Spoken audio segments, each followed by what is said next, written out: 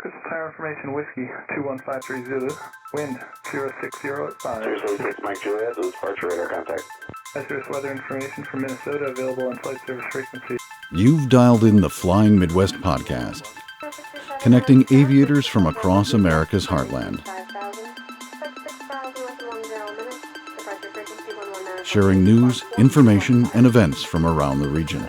Calling Nancy 53 on over tower, roger, turn left heading 070, runway 9er, clear for takeoff. Sit back, relax, and join our crew for some hangar talk as we discuss a wide variety of regional aviation topics. Archer 71143, flying 5, runway 28 left, quick takeoff, left hand southbound. And now, from our home at the Anoka County Blaine Airport, our checklist is complete, and we're ready for departure for another episode of the Flying Midwest podcast. Contact departure on your flight. What is going on, everyone? Jim here with the Flying Midwest podcast. So happy you're able to join us. On this episode, we're joined by John Zimmerman, president of Sporty's Pilot Shop. He'll discuss with us the history of the company, how he got involved with them, and what Sporty's has in store for the future. And as always, news and events from around the region, with some friendly hangar talk along the way. So strap in, and let's take off into this episode of the Flying Midwest podcast. Well, hi, everyone, and welcome to the Flying Midwest podcast. I'm Maddie. I'm a co-host, and I am joined by Jim, my other co-host. Hi, Maddie. But we are missing one. Yeah, Trevor's been doing a lot of flying in general. As we record right now, he's doing some military flights in the 130s, so he's not able to join us for this episode. So I'm sure he's up there having fun somewhere, and we will carry on, unfortunately, in his absence. And we look forward to seeing him next time. Yeah. So what do you got going on, Maddie? Not a whole lot.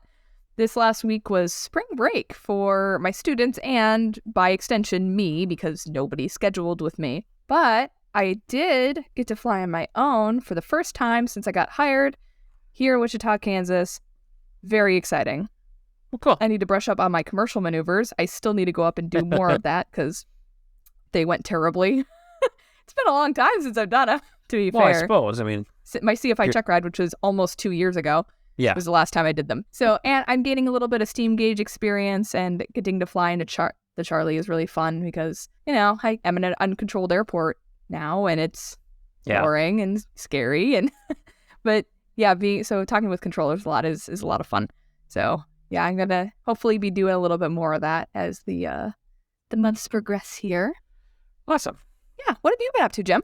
I haven't been flying per se, but I was just on spring break with my own family, and we went to Washington, D.C., which of course meant the Air and Space Museum. I think I posted something on the social media about we interrupt this family vacation for aviation. So, did you see the SR-71? There's an one there. Half of the Air and Space Museum was closed for renovations. No. Yeah, I know. So all that really means though is I have to go back. That's true. See, so Flying Midwest vacation. We all go to the Air and Space Museum. we all go to the Air and Space Museum. Anyway. Should we talk about some news and events? I think that's a swell idea. I think so too. So our first story is more of a national story. It's something that has been in the eyes of the media over the last several weeks. The FAA has held a safety summit to talk about more and more close calls that are happening at airports around the country. Aviation industry leaders and safety experts with the FAA gathered on Wednesday in Virginia to start some dialogue about these near misses, roughly 7 of them at U.S. airports. The goal is to identify and address any trends that they notice to help prevent more of these incidents occurring in the future. The acting administrator of the FAA, Bill Nolan, had said that these incidents continue to defy logic. He further said that some of the biggest mistakes we can make as an industry is to become complacent. As a safety professional, if you are comfortable, it probably means you're missing something. Issues such as air traffic control staffing shortages and a backlog in pilot training have been called as possible causes for this issue. They're calling for more robust and consistent training from Congress, which is set to reauthorize the FAA this year in their budget. They further had discussed that now is the right time for industry leaders and officials to collaborate and share data about the circumstances of these near misses to improve pilot training and workplace culture. Some further commentary from the summit was that these incidents should really serve as a wake-up call, and that far too often the federal government and the air travel industry only really act after lives are lost. So these summits are scheduled to continue again later in the spring, but I think the big takeaway of the story is that these incidents have been very widely publicized, and I personally think it's good to see industry professionals coming together to try to address these issues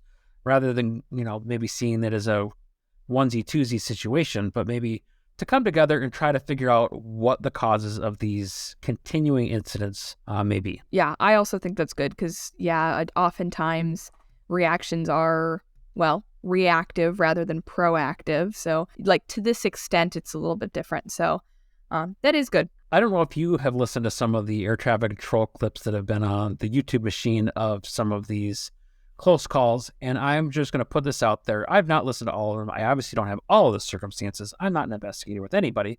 These are just my personal observations. It seems like some of this is just pilot error, readback error, or confusion on where they're at in the airport. So it feels like there's almost a loss of situational awareness that's occurring in some of these incidents where, like I said, just either they're not copying their readback correctly, ATC's not catching that the readback wasn't given correctly, or they completely missed where they're at on the airport, and now they're crossing a runway that they think is a different runway, causing a conflict. Yeah, it's not the first time this has happened, but it's sure happening a lot.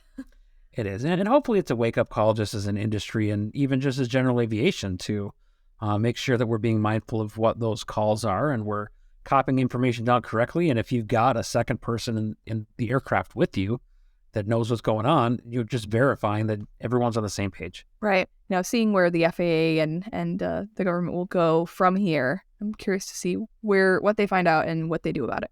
Yepper. Yeah. That ATC can get it too.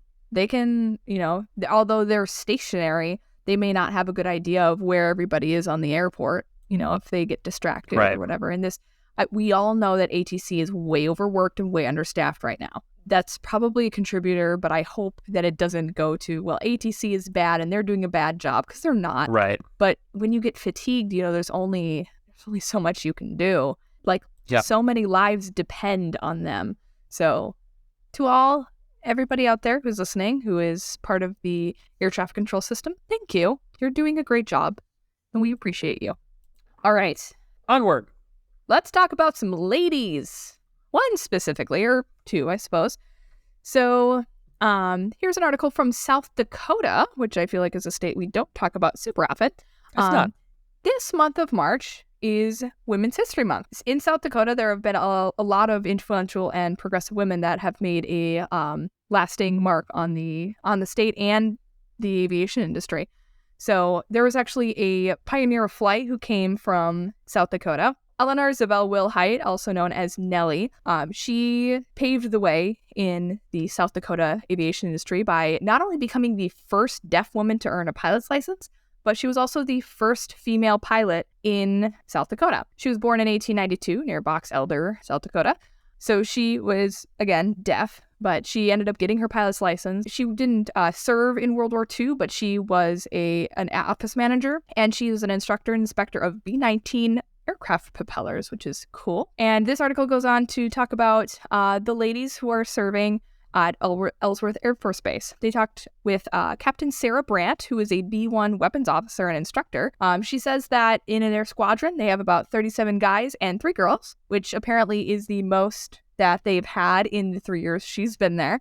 So she's very excited about that. She goes on to talk about how this branch of the military has released new policies to diversify and make it a little more inclusive, especially towards women. Things like they're allowed to wear their hair in braids, which if you're a girl, that is a very utilitarian hairstyle. Very nice. There's been different uniform changes that have been very helpful in this way. And they can also fly while pregnant now. And actually, as of this article being written, Captain Brandt is pregnant with her second child, a little girl. And this little girl is very lucky to have 37 hours in the V1. So that's pretty cool. And how neat is that? Imagine having that told to you as a little kid. So very cool. She says that her being a girl doesn't carry a whole lot of weight in her everyday life, especially serving in the military. Although, she said it can get a little lonely because having a group of girls is nice and there's some sort of camaraderie there. But she says she's never felt excluded by her male counterparts. Everybody's top priority is working and executing their mission properly. She does want to mention that she loves her job and she would suggest it to any little kid, especially little girls. That's a wonderful story. Isn't it? All right, as long as we're talking about the military, let's talk about a new bipartisan bill that's been reintroduced in the Senate that is aimed towards getting military veterans their wings. Yeah. Go on, Jim. 2 senators from the Midwest, Senator Tammy Baldwin of Wisconsin and John Hoeven of North Dakota, have introduced the American Aviator Act of 2023. This builds off a previous initiative called Forces to Flyers. Yes, I saw that program in action. Actually, Forces to Flyers. Half the people I flew with in Florida were Forces to Flyers. Cool. Yeah, that's super cool. Okay, go on. Sorry. So it builds off the Forces to Flyers research initiative that was a 3-year study to research a response to the airline pilot shortage. So one segment of that was to develop flight training programs to provide accelerated training for veterans at various vocational flight schools.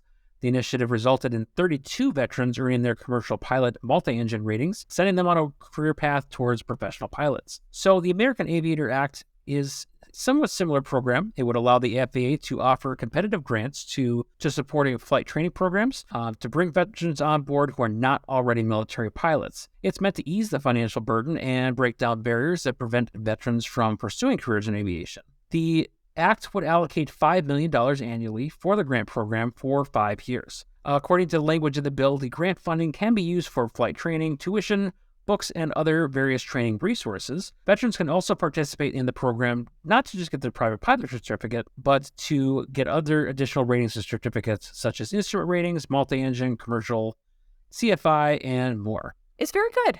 Good thing. So what else you got? Well, ever heard of the Women's Aviation Career Symposium? I actually have. Western Michigan University hosted the Women's Aviation Career Symposium, or WACS.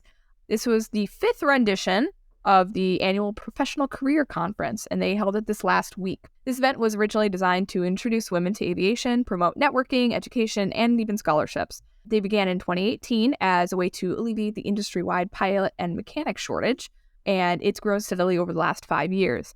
It's a great place to network and a great way for women to come in and experience all kinds of different careers in aviation, not just airlines, because that's what most people think of. Being a mechanic, all kinds of different careers that are out there, because there were a lot. It was attended by more than 300 people, including 50 companies with exhibit booths, which is pretty cool. The event is for women from high school juniors to retirees, so whole range of people. It's anybody who's in aviation, just starting or even interested in the very slightest bit. It's just kind of an exploratory thing. WACS offered scholarships to 20 women for aviation education, professional development, flight training, and maintenance training, which is really cool. In the last couple of years, the event has actually become kind of a recruiting event rather than just an exposition. And companies go there to fill internships and job positions. There are lots of different workshops, so that is growing as well. The ladies who run it have said that their mission has changed and evolved a little bit to help move the students and, people who are interested into those positions. Among the 50 businesses who attended, there were 10 panelists from all areas of aviation, including corporate, fractional jet ownership, airlines, aerospace engineering, airport management, dispatch, and more. A very common thing is for ladies to say, and this is no different here, when we start our flying careers, there often aren't very many women in the area. So sometimes you could be the only lady at an airport. So it's really amazing to see all these women sort of come out of the woodwork, as it were. I think that's it for our news. Hey, do you want to hear about some events? I sure do. I thought you might. So our first event is going to be the grand opening of the Amelia Earhart Hangar Museum at Atchison, Kansas. That event is going to take place Friday, April 14th at noon at the Atchison Airport. This is the grand opening of the museum, and according to Smithsonian Magazine, it is one of the most anticipated museum openings of 2023. At the event, they will have a ribbon cutting as well as 14 interactive and immersive STEM exhibits to take visitors through Earhart's adventurous life. So what do you need to know about this little event? So the ceremony is open to the public. They are asking for RSVPs just for decision-making purposes leading up to the ceremony itself, as well as any pilots who are planning to fly into the event to assure proper staffing. As far as purchasing tickets to the museum itself or making a reservation to accommodate all visitors, the tickets will be available on arrival at the museum, and they're not taking reservations for the actual entry into the museum. So be sure to check out more information on that event on their website if you are interested in attending. The very next day, if you want to make a long cross-country after being in Kansas, you can head on to Purdue University Airport, where their aviation day is back. That event will take place on April 15th from 9 a.m. until 4 p.m. They will have a pancake breakfast, because we haven't talked about those in some time. Woo! Right? You can also meet other aviation enthusiasts, chat with students at the university, and tour planes from airliners to vintage warbirds. More information on that event is available at purdueaviationday.com. So that's all the events we have in the hopper for this episode, but if you have an event that you'd like us to feature on a future episode, be sure to reach out to us on our social media or at flyingmidwestpodcast@gmail.com. Well, does that about do it for news and events? It sure does. Wow. Well, on this episode, we are happy to bring you Sporty's president, John Zimmerman. Now, John has been gracious enough to join us on our podcast away from his busy schedule. John not only is the man running the show over at Sporty's, but he also hosts his own podcast through Sporty's called Pilot's Discretion. So we're incredibly happy to have John along, and he's going to chat with us all about the history of Sporty's, his involvement with the company, and what they've got coming up in the future. Welcome, John, to the Flying Midwest Podcast. John, we're so excited to have you with us on the Flying Midwest Podcast. Thank you so much for agreeing to come and chat with us tonight. Thanks for having me. Glad to be here. So, like with any guest, we're going to start you off with these rapid-fire questions for you. It's just meant to kind of get us all warmed up. There's no right or wrong answer, even though it may seem like we're judging you a little bit. Your answers will be safe. All right, so are you ready to get started with these rapid-fire questions? I am ready. All right. Question number 1. Favorite airshow venue? Hard to beat Oshkosh. That may be cliche, but there's no place like Oshkosh on a summer day. I agree. Fantastic answer, especially because it's in the Midwest. Question number 2. Now, I understand you've probably flown a lot of different types of aircraft, but what would be your dream aircraft to fly? Now, you don't have to own it because that comes with all kinds of responsibility and upkeep, but you could fly any plane in the world. What would it be?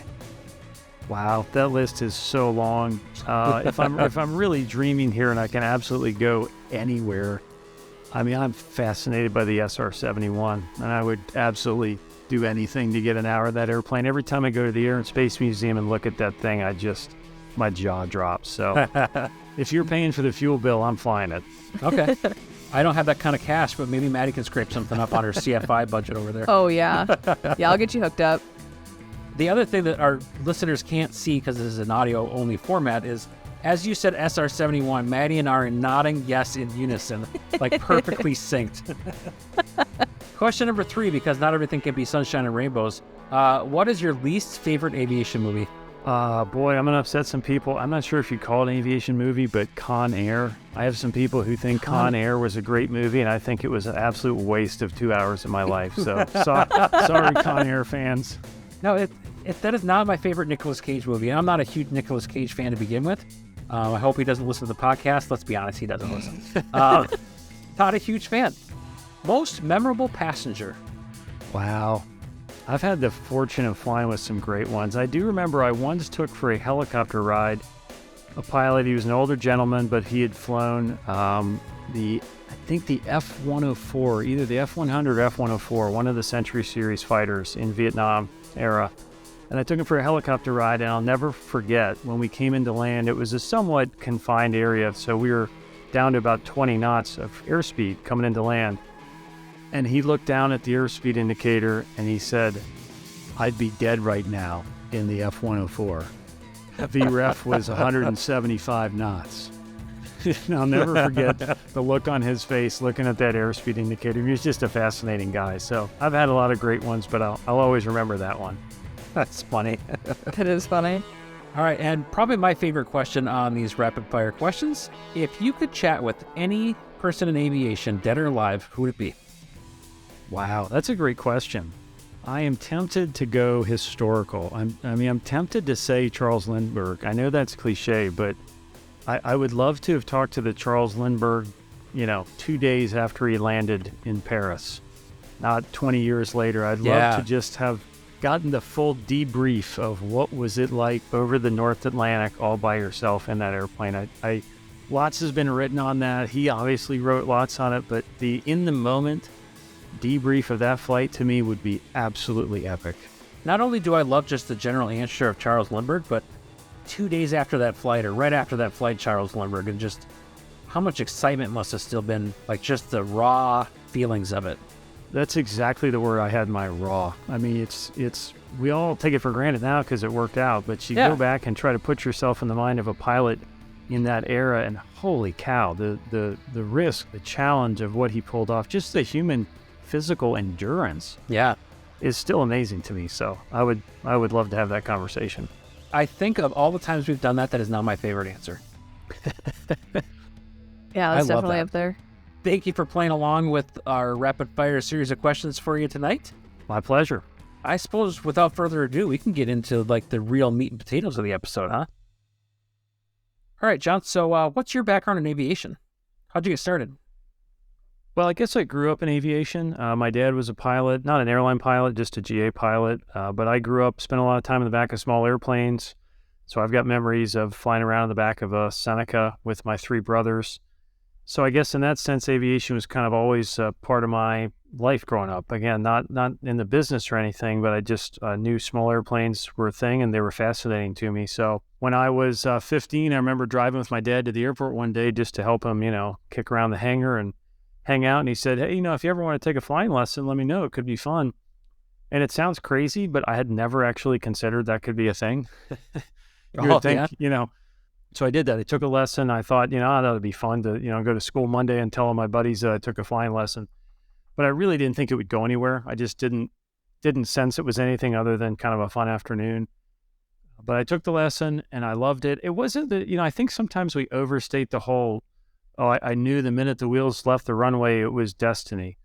I don't remember that feeling, but I remember thinking this was a pretty special atmosphere, this whole airport pilot community, airplanes. I remember thinking it was a pretty grown-up thing too, that this was a place where even though I was 15, I could do what those adults were doing, or at least try. So I did the classic solo at 16, private at 17. That it was not as straight a line as that might suggest. Moving through multiple instructors, bad weather, maintenance issues, had some breaks in training. So it definitely wasn't quick, but got my license and honestly never looked back. So where'd you learn to fly at? I learned to fly at Lunken Airport in Cincinnati, Ohio, Sunken Lunken, as we call it. Great historic airport, and learned to fly there in kind of your classic flight school experience, a bit of a mishmash of airplanes, 172s, 152s, skippers, sundowners. There was an Aero 4. And, I was intimidated there as a teenager, but it was a great place to fly.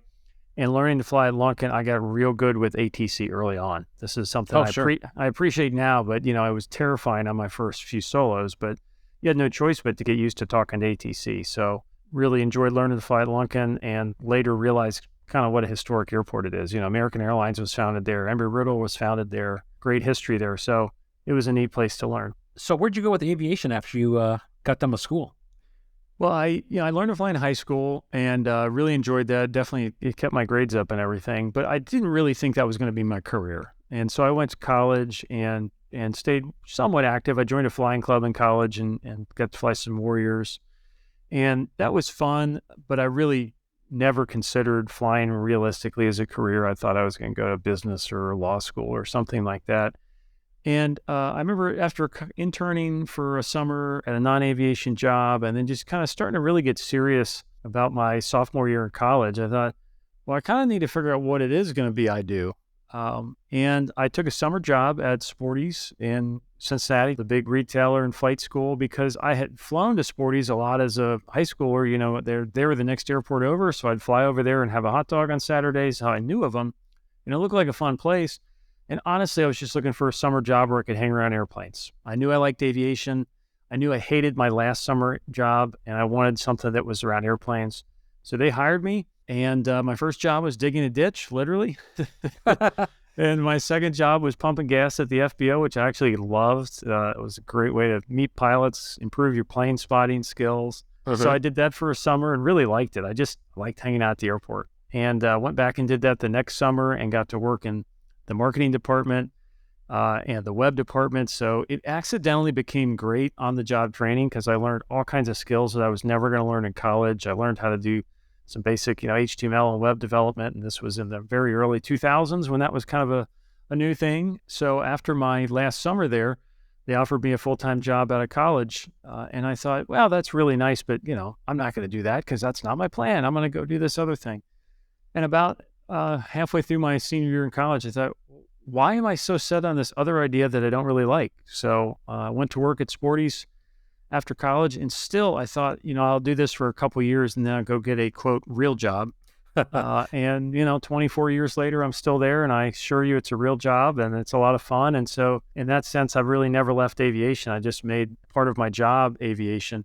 It's the perfect mix for me because I get to fly a lot as a part of my job, but I don't have to fly for my job. If the weather's terrible today, I don't have to go take that flight, which obviously a lot of people do who are pro pilots, and they do it well. But to me, it's the great mix. I get to fly, but I get to fly mostly when it's the right answer or when it's fun and don't have to force it as much. So that's quite a stretch of time you've been there then. Yeah, it's the only real job I've had, which is what I joke. So I always said I'd never go get a real job, and it turns out it's the only one I've had. It's great. We've got a great team. We've got, I think I looked the other day, we have 33 people at Sporty's who have been there 30 plus years. I am not.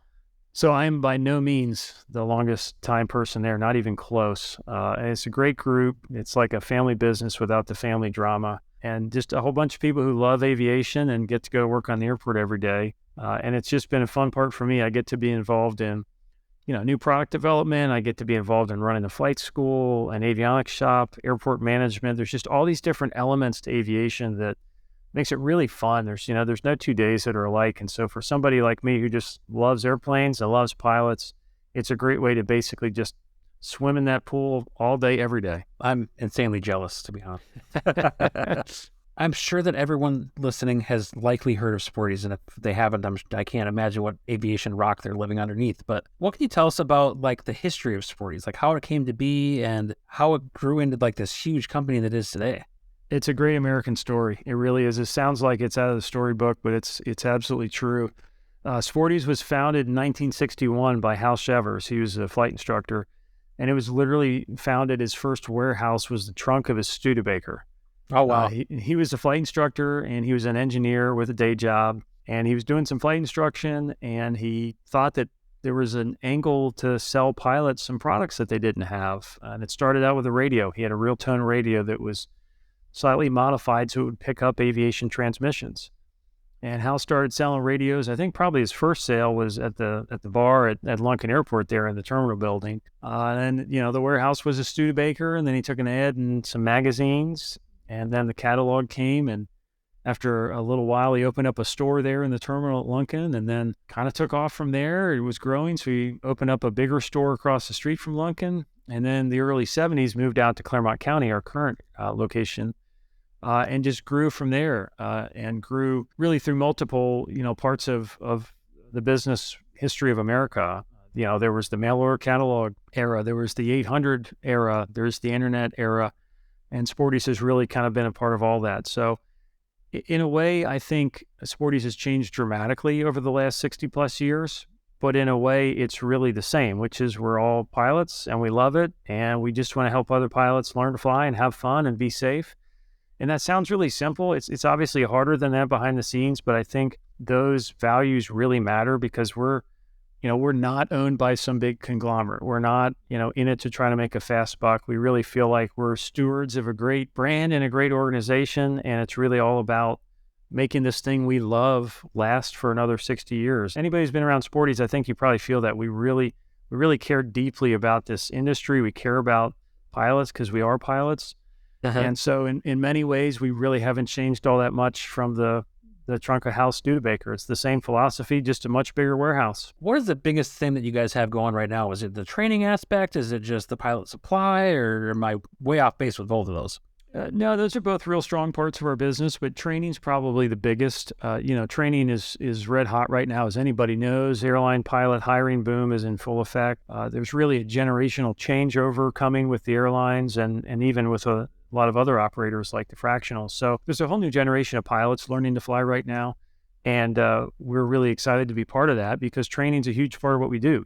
As I said, Hal was a flight instructor. Yep. And he really invented the first 3-day ground school back in the 60s. He'd travel all around the country, rent a hotel room, a conference room, and teach you to, get ready for your written test in 3 days. He went from there with slides to VHS tapes to DVDs to online. Now we do our own custom learning management system. So we develop courses for online, iOS app, Android apps, smart TVs, CarPlay, you name it. And we've invested a ton of effort over the last decade in that, because it's really who we are. We're a flight training organization. We run a flight school. And so that's who we are. It's a business we've always been in, but the last 5 years or so with so much flight training going on, that's been really strong. And it's been something we're really passionate about because we are absolutely believers in a rising tide lifting all boats. If more people fly, it's better for everybody. And, Sure. And that's really what we've been focusing on. It's an exciting time, I think. Like I said, I've been at Sporty's 24 years. And the first part of that, general aviation was struggling, and especially post 2008, it was a real dip there, but there's some new energy. Yes, the airline pilot hiring is part of it, and that's big, but there's also just a lot of enthusiasts. There's the backcountry part of it that's hot right now. There's just a lot of excitement with YouTubers, talking about the joy and the challenge of GA flying. So I just think there's a lot of good energy right now in GA, and we're excited to help in any possible way because that's better for everybody. I've noticed too that the YouTube space right now has just gotten huge in aviation. I mean, even to the point where I look at the Sporty's materials and just seeing the different products that you guys have available for filming in your aircraft. Yeah, it's a great way to share that passion. I think YouTube has been transformational for a lot of industries, I think, but I gotta believe aviation's up there, maybe top 10. Flying is such a hard thing to share, right? You go out on a flight and you fly somewhere and you have a great experience. If a person wasn't there with you, it's really hard to explain why it was so great. Why were you gone for 5 hours? Say, you should have seen the sunrise, or if you could have seen, the lake shores we flew over, or this great grass strip we flew into, or this community of pilots we met for flying breakfast. You can talk about it, but it's really hard for that to come alive and for people to create an emotional connection with that. And I think videos really make that much easier to share. And certainly the tools now with the quality of the cameras and the easy editing and all the things we have now, I just think it makes it much easier to share that excitement. And I think it has kind of a flywheel effect because as you share that, people realize, maybe it's not so weird. That does look pretty fun. Maybe I should get into that. And so there's a bit of a momentum sense there that I think is really helpful. And yeah, you want to be safe. I always remind people who are new to it, you can film or you can fly, but it's pretty hard to do both full time. Yeah. So, I would caveat it there with, be careful and have a plan and probably have a co-pilot the first few times you're doing it. But it's great content. It's inspirational. I think it's good for pilots in general because it finally tells the story of why we're so in love with what we do. Yeah. For sure. I know this isn't part of our rapid fire stuff, but do you have a favorite YouTuber that you follow right now? Oh gosh, there are a bunch of good ones. I mean, all the big guys do great work. I mean, Flight Shops, I've flown with him before, got to do an episode with him. He's great. Steve's a great guy. I tell you one who's underrated. I'm a big fan of JP Schultz. He's goes the Candorist on YouTube. Yes, yeah. And he's a great guy. I've got to fly with him too. He flew around the world in a 210 a few years back. And this past summer, he flew from, I think, South Africa to Oshkosh. Okay. In an airplane he built the month before. I'm going to have to watch that series. Yeah, he's just released a couple episodes. I think he's a great underrated. He's got some great stuff, really amazing, filmmaking skills. I mean, these are not just a couple of GoPro clips. But there's a lot of good stuff out there. I would say for people who are just getting into it, check out those big guys. They're great. The Flight Shops of the world, they're fantastic. But go deeper because there's some niche people out there who really do great work. there's so much to learn there, and so much inspiration to take.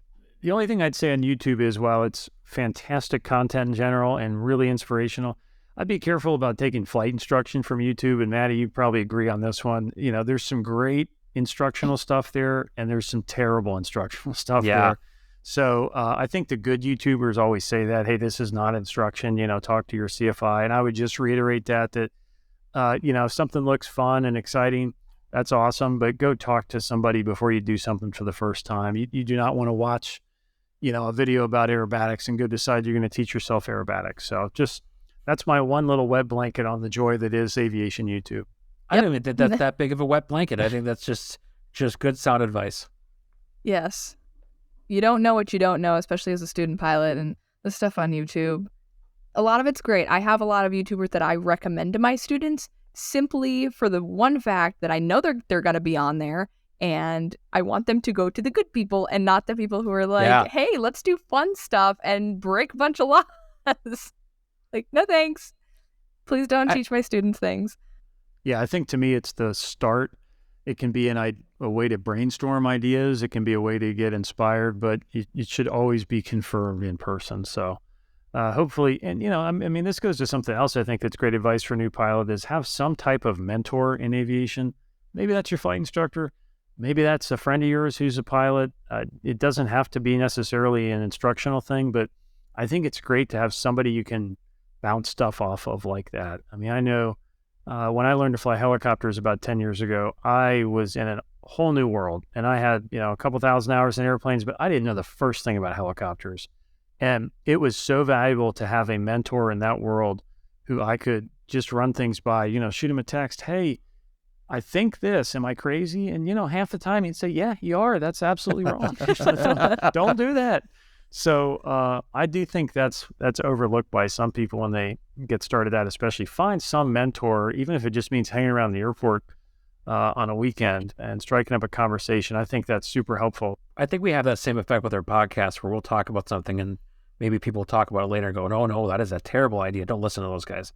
Hey, we put disclaimers every once in a while. Yeah, we do. So I'm going to switch gears a little bit, and I got to ask you, how do you go from having a summer job at Sporty's to now being the president of Sporty's? Like, how does that progression work? You work a lot of different jobs. I'll tell you this. So the secret at Sporty's, to the extent there's a secret, is be a pilot and love aviation. And there's no substitute for that, right? We're all a bunch of pilots, so that's a great place to start. I mentioned some of those, summer jobs I did in college, and that in a way was great. We do at Sporty's, we promote from within a lot. I mentioned those, 30 plus people who've been there 30 years or more. Yeah. What was great to me coming up is learning lots of different roles. So I got to learn marketing. I got to learn some product development. I got to work in the web department and learn some basic web coding stuff. I got to do a lot of different jobs, and that kind of on-the-job training is just invaluable. So I'm a big believer in more generalists, fewer specialists. We got lots of specialists in the world, and that's great, but you need some generalists too who can kind of move between skills. And so that's one of the favorite parts of my job is I can be talking about product development 1 minute and talking about details of a, paid search marketing strategy the next minute. And we can be talking about a flight school curriculum issue the next. And I think that's really, it's fun. It's exciting, but it's also a great way to learn a business from all the different directions. So I definitely had the chance to do that, and wouldn't trade it for anything. So I don't imagine there's like a specific day in the life of the president of Sporty's, but how would you describe what you do with Sporty's as the president? A little bit of everything. It's probably cliche, but we wear a lot of different hats at Sporty's. Again, that's part of the fun of it. I'm a pilot. I'm passionate about flying, so I try to stay focused on that as much as possible. Yeah, you got to get into the business of business, and there's finance and legal stuff that inevitably pulls you away. But I try to minimize that as much as we can. We got great people that watch that. So today's a great example. We're working on some new product development, and the number one way we like to test new products is to go flying with it.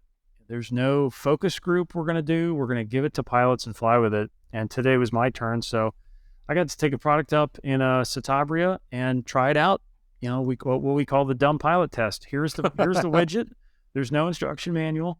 Go use it in the real world and see how it works. So that was great. I got to fly. I got to test some stuff. I got to come back and type up some notes on that, which is really fun. But then again, that afternoon, I'm talking about online marketing strategies. And so I've moved from the product to the marketing world. This morning, we were shooting some video for a YouTube thing. So it's a little bit of everything. We try to stay focused on the product because at the end of the day, that's what counts, right? Our job is to make flying safer, easier, more fun. We do that by creating products that are helpful and useful for pilots. And so we try to always come back to the product because we could try to wow you with a great marketing program, and that's good. But at the end of the day, we want to have the best products. And that sounds simple, but as anybody who's in that business knows, it takes a lot of work. So when in doubt, I like to always get my hands dirty on products, whether it's a new training course we're working on with our online platform, or a new flight bag we're creating, or some new portable avionics we're working on. That's the most fun, and that's the most important part, I think, of what we do. I think in the world of aviation, it's so small in general. Everybody talks, and if you have the best thing, it doesn't matter what your advertising's like. The advertising is in the people who have gotten the thing and are now talking about the thing and getting their friends to buy the thing because it'll work great in their airplane because it's worked great in their airplane.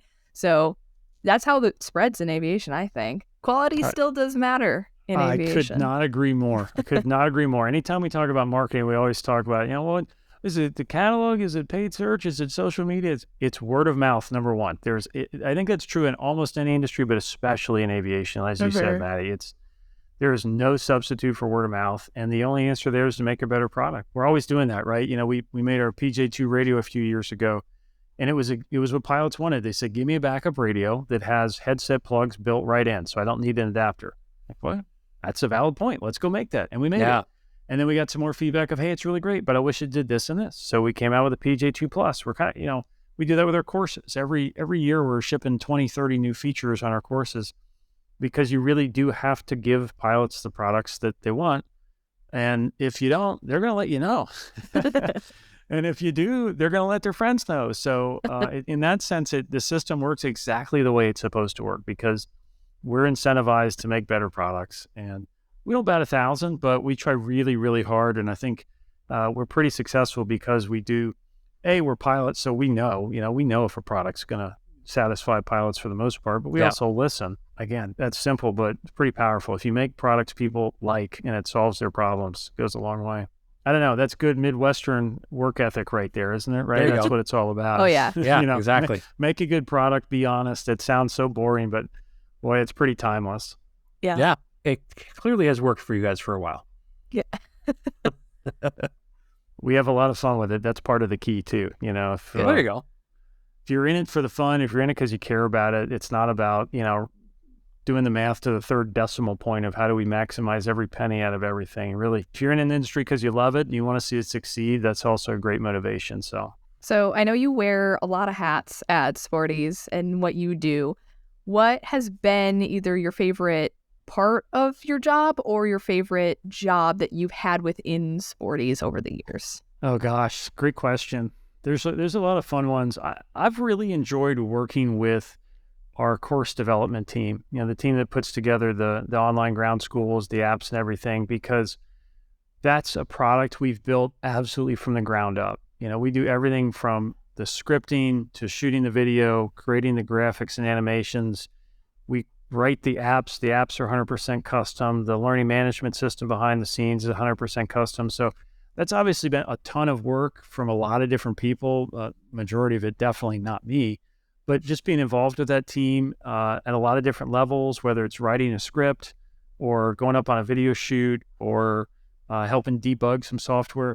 It's really fun to build something from the ground up. There's just nothing, and I think anybody who's done this knows this feeling, right? There's just no substitute for starting with nothing and really putting your heart into it and seeing it, sometimes years later come out the way you hoped. It's so rewarding. And then on top of that, the fact that it's a product that helps people learn to fly and in a lot of cases chase their dreams or make an important change in life, it's being put to a good end. We're not just finding ways to squeeze money out of something. So that's been really, really exciting and rewarding for me. We have an awesome team that works on those courses and working with those guys, definitely a highlight. That's awesome. And I imagine that is a lot of work building those things from the ground up too. So as a consumer of those products, thank you. Thanks for using them. We couldn't do it if you all weren't out there. So before we started recording, we talked a little bit about the podcast, but you also mentioned some things that I want to go back on that I didn't necessarily have in my notes originally about like some of the blogging and other types of things you guys were putting out before the podcast. Can you tell me a little bit about that, like kind of how that all came to be and how it's progressed for you guys? Yeah, it's a huge part of our business now, and I guess it kind of mirrors my career story in a way. I'd love to tell you we sat down one day in 2010 and made this strategic plan that we're going to get into, content and blogs and newsletters and videos and podcasts and all that, but we really didn't. It started in 2010 for the most part we got a bunch of questions about this iPad thing that was coming out, and people have been trying to get, digital charts for years. They had, they were Kindles, they were trying to do it, and these big $3,000 tablets that had like 20-minute battery life. And finally the iPad came out and we started getting all these questions about, can I use my iPad for flying? And, how do I do it? Is it legal? And how do I charge it? And after answering those same questions about 100 times in a month, we realized, boy, there's a real interest from pilots here, and there's a real need for information, and there's nothing out there for it. The mainstream tech press is not going to cover this. It's way too niche. Yeah. But we were fine with the iPad. We loved it because we've been looking for this too. And so we started a newsletter called iPad Pilot News, which still runs to this day. Mm-hmm. And it just took off. We did it as an email newsletter. And then after maybe a year, it became a website. About the same time, we started Airfax, which is a reboot online of a print magazine that was founded in 1938. Richard Collins, legendary writer, guy I got to work with for years before he passed away. He said, hey, I think you should bring back Airfax online. And we thought, he said, that's crazy. Why would we do that? He said, well, I think it'd be really good. And we did it, and he was right. And so that just got us started. And since then, we've launched some other blogs. We have Flight Training Central. We have Flight Sim Update. We do 120, 130 YouTube videos a year. Got a podcast called Pilot's Discretion. And it's become a huge part of what we do. And yeah, I guess you could call it marketing in a sense, but it's mostly back to those good old-fashioned habits of caring about your customers and trying to solve their problems or answer their questions, or just inspire them with the interest that we all care about so much. You're in Minnesota. Sometimes in the wintertime, you can't fly for a couple weeks, right? Mother Nature has other ideas. And that's where hopefully we can play some role, maybe keeping your head in the game a little bit. You can't fly, but you can brush up on your skills. You can stay interested. So we devote an awful lot of time to that. If it helps with the marketing, that's great. If it helps people learn about Sporties, that's great. But honestly, we started it and we keep doing it basically to have a conversation with our customers. What was it like working with and talking with Richard Collins? It was an absolute blast. Maybe the highlight of my career to date. The guy was everything you think, absolutely encyclopedic knowledge. Any airplane, anywhere, he had a story, including Concorde. He'd be talking about Concorde. Oh yeah, I flew that back from. I mean, literally, he had like 8 flights on the Concorde or something. He was really good friends with the chief Concorde pilot at British Airways for a while. So for 50 years in aviation, he knew everybody. He flew everything. He had been to every air show. He knew where all the secrets were. Just a fascinating guy, but for all of his kind of curmudgeonly air, and people I think sometimes thought he was kind of arrogant or curmudgeonly, he was a surprisingly humble guy, and he really was. I helped him publish one of his last books called The Next Hour, which is absolutely like unlocking the mind of a great pilot and writer. And his whole point with that is it's only the next hour that counts, and people would always say, how many hours do you have? Oh, 20,000 hours. And by the way, 19,900 of them in single engine piston airplanes, single pilot, a lot of it in IFR weather.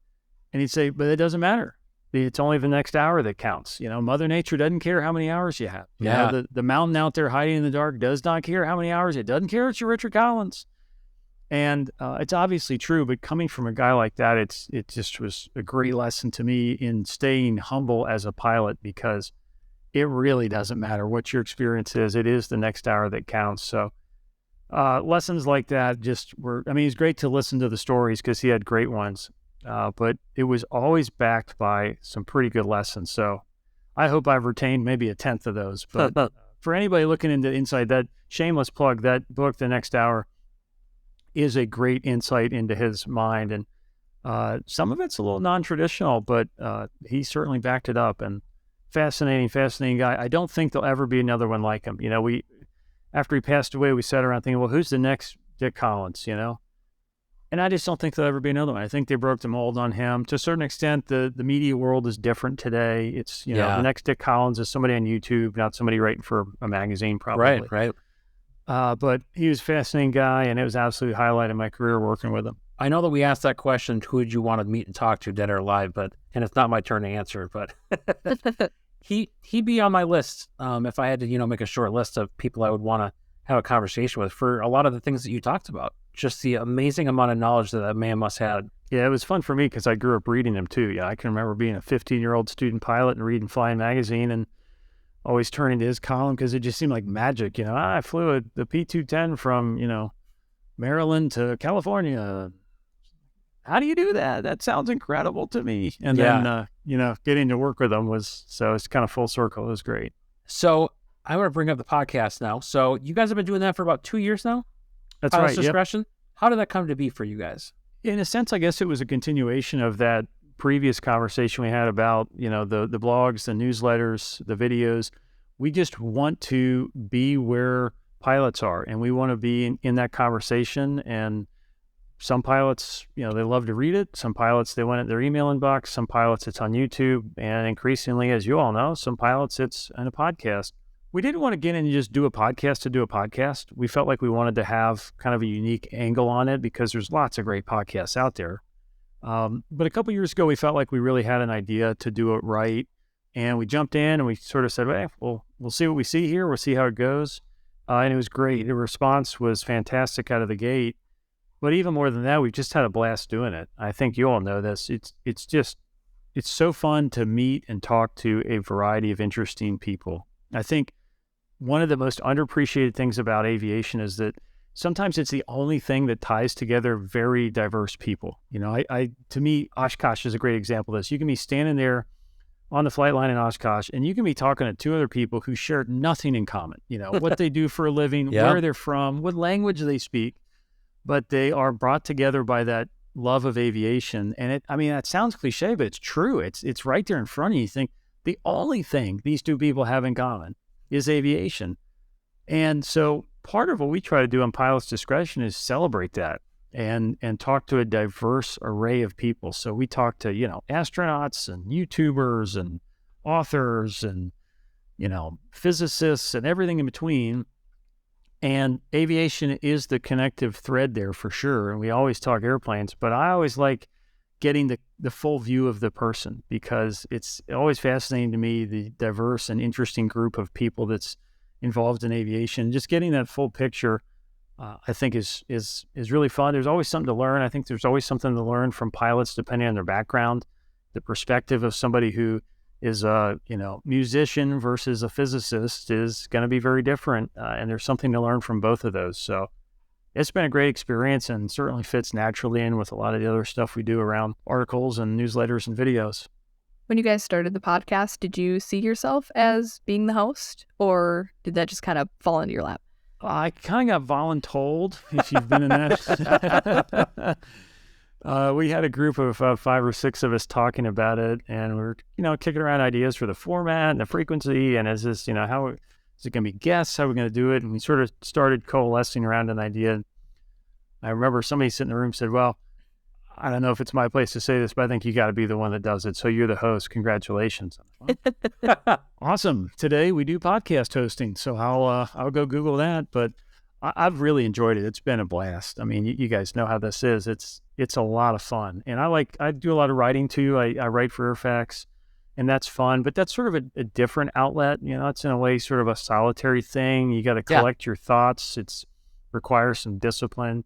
Podcasting requires its own discipline, but I just think it's a really interesting, interactive way to connect with the wider aviation community that's always fascinating. And, people ask us sometimes, well, you ever worry you're going to run out of guest ideas? No, absolutely not. Are you kidding me? There's, thousands and thousands of fascinating pilots out there. So if I had the time, I could do a podcast today and not run out of people. What direction do you think that your podcast will go in the future? You're going to keep the same format, or are there other things you're looking at doing? Or Yeah, I think we'll keep the same format at least for a while. It's working. The reaction's great. We're having fun with it. We talk about doing some different things. We talk about doing spin-off podcasts or maybe short run, 5-10 episode limited run seasons. So we've had some conversations about things like that on focused topics. But so far every time we ask listeners, kind of, what do you want here? What do you want there? Would you like to see something different? What we typically hear is, we love what you're doing. Keep getting interesting guests on there, and keep at it. So, John, what are some things that you're working on for Sporties for the future? Great question. We're still working a lot on the training stuff. I mean, I think the airline pilot hiring boom and just the general GA boom has a lot of legs in it. You look at the demographics of airline pilots. You look at the demand for private aviation, you look at the interest around backcountry flying. I think there's a lot of room left in this kind of upcycle here. So we're working really hard on a lot of our training stuff. We're essentially reinventing the back end of how we deliver courses. This may not look exciting to the customer, but we're doing a ton of work behind the scenes to basically build the next generation platform for our courses. We're doing a lot of work on flight instructor tools right now. We have a free flight instructor portal. Any active flight instructor can get on, free FERC, free resources. You can connect with your students. And we've delivered a lot of features there, but we have a lot more coming there. We're putting a lot of effort into that. So I think you're going to see a lot of good stuff from us on the training courses side, both for pilots and for flight instructors. On the pilot supply side, we're always working on stuff. Our focus is really on the pilot more than the airplane. So we focus on things like that. So portable avionics, we've been working a lot over the last decade on portable ADS-B receivers like Stratus, Sentry. We came out last year with Sentry Plus, working with ForeFlight on that. We do a lot in radios. I mentioned the PJ2 Plus handheld comm radio we just came out with last year. Those are core areas for us that we're always working on new ideas in. Radios, that goes back to literally Sporty's first product. So while it may seem like kind of a mature, boring category for a lot of people, that's close to our heart. And so I think we'll probably always be in the radio business. So we're always working on things there. But we also, we like to do little things. So, it's fun to get excited about the big stuff and the big new, ADS-B receiver that does everything and makes ForeFlight come alive or whatever. But we also like to do the fun stuff, little stuff, models, T-shirts, the parts that make flying fun and help you share that, interest with people. So we're always working on those little things too. So we just launched recently, we always have a limited edition model every year. And for next year, for the first year, we're going to do it where it's a customer's airplane. So you can submit your airplane to be Sporty's model of the year. We do a limited edition run. And so that's just a little example of fun stuff that we're always trying to keep fresh, keep interesting, and get customers involved with. Yeah, we're staying busy. Nobody's bored at Sporty's, that's for sure. Is there anything else that you want to cover with us that we haven't talked about? That a wise woman I once worked with who did a lot of work with authors said, if you ever read a book or you listen to a podcast for that matter, and you really, really enjoyed it, you should let the author or the content creator know. And you may think, oh, well, they're really famous and they get it all the time and they don't care. They might, but they might not. And you should probably let them know. And I've always thought that's great advice. And I've done that a few times in the years since I heard that, including, a book I read a couple years ago that I just absolutely loved. And I thought, I'm just going to get on the author's website and leave a note that says, thanks, I read it and I loved it and I appreciate all the work you put into it. And I got the nicest email back that just said, that really means a lot. And that's why I devoted 2 years of my life to writing the book. So thank you for telling me that. And I think more of us pilots, maybe especially us good Midwestern pilots, should do that more often, because it's not hard to get on YouTube and see the comments devolve into a dumpster fire, right? Oh, yeah. But it's okay to get on there and say, hey, that was really good and I enjoyed it.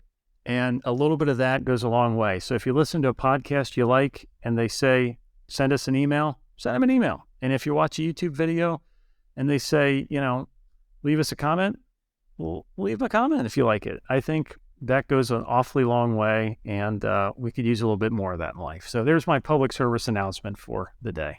Well, you're going to get a comment next time I listen to your podcast. Only good one, though, yeah.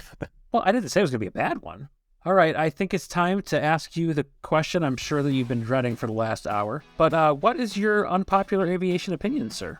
Such a good question, and I have probably a lot, but I'm going to go with maybe a somewhat hot topic of the day, which is this debate between technology and stick and rudder skills, which, the glass cockpits or autopilots are ruining pilots or some variation of that. And I think that's garbage. I think that is a false choice. The idea that you can be good at the avionics or good at the stick and rudder flying is not correct. There's no reason you can't be good at both. And in fact, great pilots are good at both.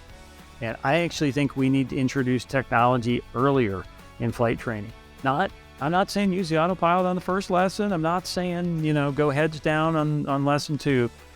But too many pilots are afraid of the technology. And my analogy would be, if you have a swimming pool in the backyard, you could try to build a really big fence around it, or you could teach your kids to swim. And I think we should teach the kids to swim. So that's unpopular. I bet I get hate mail from people, but I think in this day and age, especially if you're on an airline track, if you're going to go fly for an airline, you are going to be flying an airplane with some version of a glass cockpit and automation. It should never be a substitute for good manual flying skills, but it should absolutely be a part of your training. So my unpopular opinion is it's not an either or. You can absolutely learn and be great with automation and technology, and also be great with pushing the red button and hand flying it. As somebody who teaches in glass cockpits, gosh, I appreciate that statement.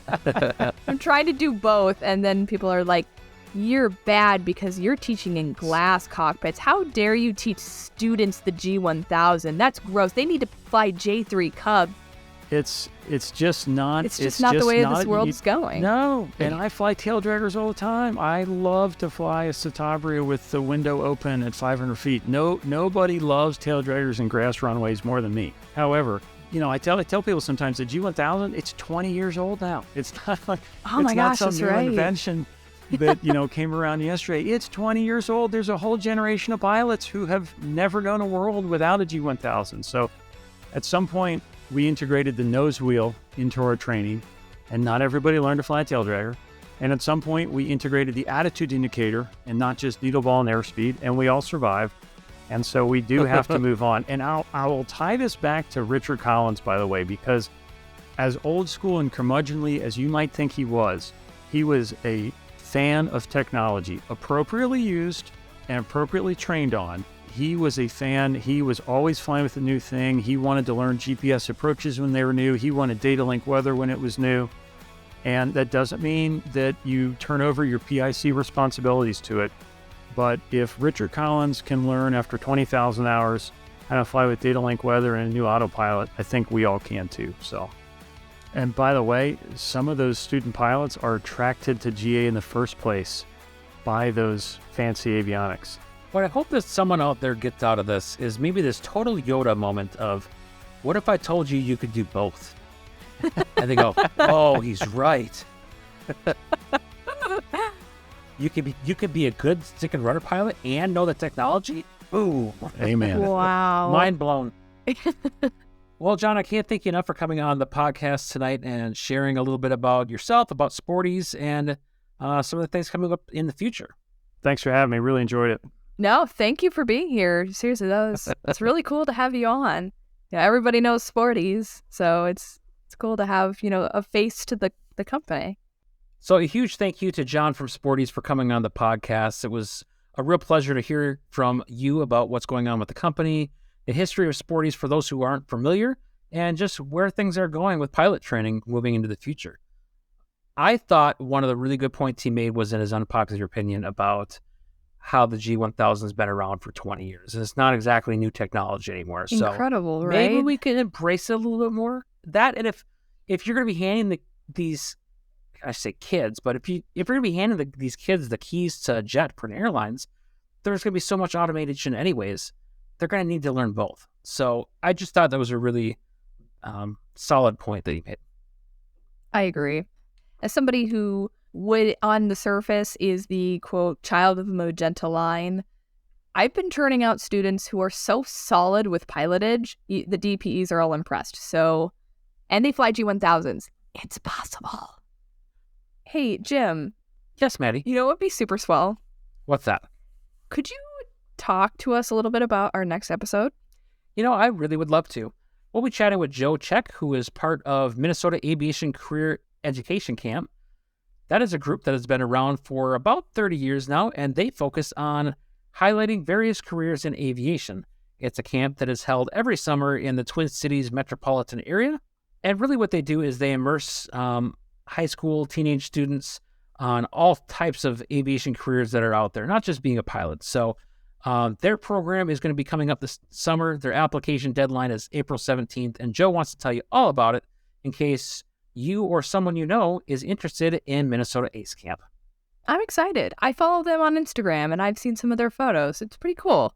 So that'll be really cool to hear from him about what that program is all about and the different things they're able to bring to these kids. I love it. Buy your merch. We're just going to jump right into it, just shamelessly. Buy our merch. Oh, yeah. We've got t-shirts, we've got stickers, we've got some mugs and cups. If you are interested in representing the Flyin Midwest podcast for all of your cool aviation friends, and they go, what's that? And you go, it's the greatest podcast ever. You should check it out. We'd appreciate it. Buy some merch. It helps support all the things that we do and helps us bring you the podcast.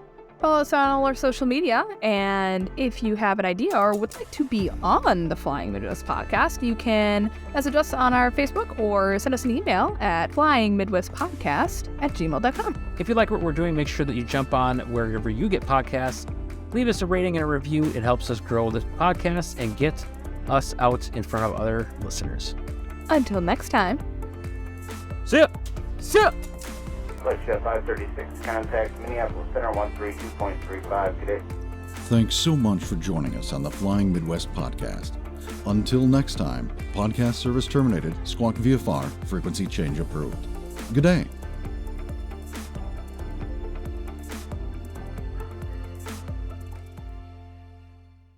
Well, hi, everyone, and welcome to the Flyin Midwest podcast. I'm Hi, Maddie. Maddie. Oh, my hi, God. Maddie. I cut you off. All right. I'm Maddie. You're Maddie. All right. Start over. Everyone's I cut you Maddie. off. Everyone's Maddie. So, in this episode of the Flyin Midwest podcast, I don't like that I had to say the name of the podcast again. You're already listening. You know what it is. I don't mind you know it, what though. it is. You know what to do. I like to get a good idea of what I'm talking about before I talk about it. I don't. I just make it up as I go. Yeah. Okay. The very next day, if you want to make a long cross country out of the whole mess, I shouldn't say the whole mess. Wow. There's too much going on. There's too many stupid. This There's isn't too go to the many podcast, stupid. but there's too many stupid. Speaking of dumb. As long as we're talking about the military, let's talk about a new bar. Oh, wow. A new bar. That's what I said. That's not what I wanted to say. Nice. Now you're contributing. Look at you go. I'm so proud of the growth that you've had. I am a contributing member of this There you go. podcast. Oh, this. Let's go. Don't put that in the podcast. That sounded stupid. Fine. Then say something better, Maddie. Frick! That's going in. No. I suppose without further ado, we can get into the real meat and potatoes of the episode, huh? And by that I mean I'm gonna hit stop again, and we'll just pick it back up where we were before, and no one will be any wiser. Sounds great. Except if I put this in the bloopers at the end of the episode. I haven't think you decided should. yet. You're not. So, as a podcast consumer, what is your favorite podcast, and why is it ours? Just kidding.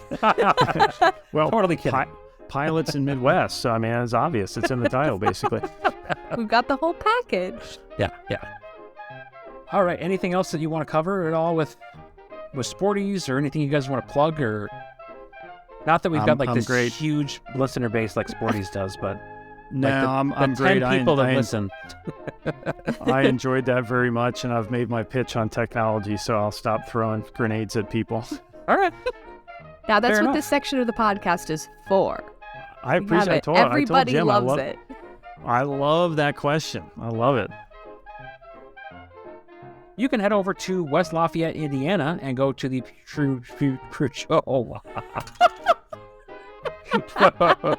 Wow. What were you even trying to say there? Purdue There's no S in Purdue. Oh, I know. Okay. Stop laughing at me, Maddie.